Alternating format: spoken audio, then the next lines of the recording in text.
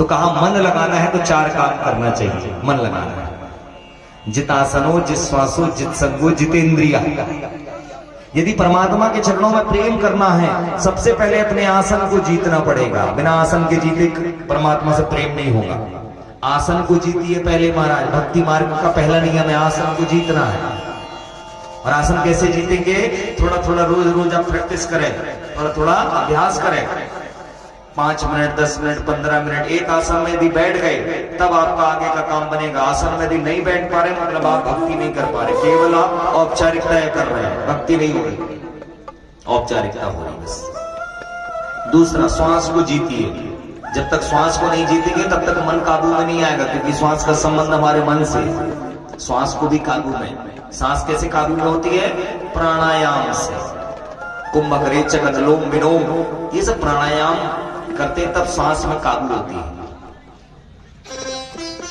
तीसरा, संगो। संग को भी जीतना जरूरी है। 24 घंटे में हम किन लोगों के साथ ज्यादा समय बैठते हैं वो निर्णय करेगा कि हम भगवान की तरफ जाएंगे कि नहीं जाएंगे। संसारिक लोगों के बीच बैठोगे तो मन संसार में जाएगा। परमात्मा के चर्चा करने वालों के साथ बैठोगे तो परमात्मा की तरफ मन जाएगा। इसलिए घर में रोज चर्चा करिए रामायण की। बड़े लोगों को तो अपने संतानों को रोज 1 घंटे आधे घंटे बैठा के घर में रामायण इत्यादि का पाठ सुनाना चाहिए। रोज सुनाइए बच्चों को। मोबाइल से अच्छा है कि पाठ सुनाइए। 4 दिन, 1 हफ्ते, 1 महीने परेशान होंगे वो, पर 1 महीने बाद वो समय का इंतजार करेंगे कि कब हो टाइम और हम रामायण सुने। शुरू में तकलीफ होती है महाराज, फिर आप आदत बन जाती है। मोबाइल से छोड़िए बच्चों को। वो मोबाइल हमारे आपके बच्चों को ना अंधकार की ओर ले जा रहा है। आने वाले समय में इतनी बीमारियां हमारे बच्चों में हावी होंगी कि आपकी संपत्ति बिक जाएगी इलाज करा कर। इसलिए बचाइए। हम आपको ही सोचना, हमारे बच्चे के बारे में कोई और नहीं सोचेगा महाराज, हम ही को सोचना है।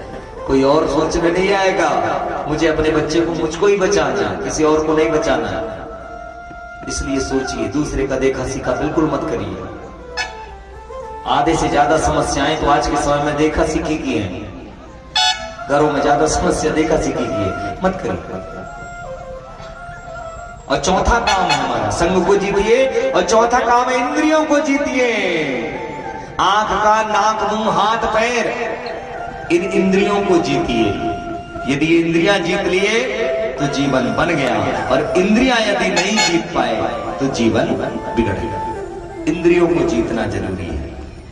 ये आंख वही देखे जो मैं दिखाऊं, ये कान वही सुने जो मैं सुनाऊं, ये मुंह वही बोले जो मैं बोलूं, ये हाथ वहीं जाए जहां मैं ले जाऊं, ये चरण वहीं ले जाए जहां मैं जाना चाहूं। ये हमारे हिसाब से है तो ठीक, और इनके हिसाब से यदि हम हो गए तो समझ लीजिए गड़बड़ है। इसलिए इन शरीर के अंगों की शोभा है भगवान के साथ संबंध जोड़ने से। यदि शरीर के इंद्रियों का संबंध परमात्मा से नहीं हुआ तो बाहरी कितनों साज सज्जा आप कर लें, इसका कोई मतलब नहीं है। ये मुख तभी अच्छा लगेगा जब इस मुख से भगवान का नाम हो, राम का नाम, श्याम का नाम निकले। ये नेत्र तभी अच्छे जब इससे परमात्मा का दर्शन हो। ये कान तभी अच्छे जब भगवान का नाम या कथा सुने। ये चरण तभी अच्छे जब ये चरण भगवान के तीर्थ धामों की ओर जाए। तो महाराज आइए, एक सुंदर सा भाव गुनगुनाते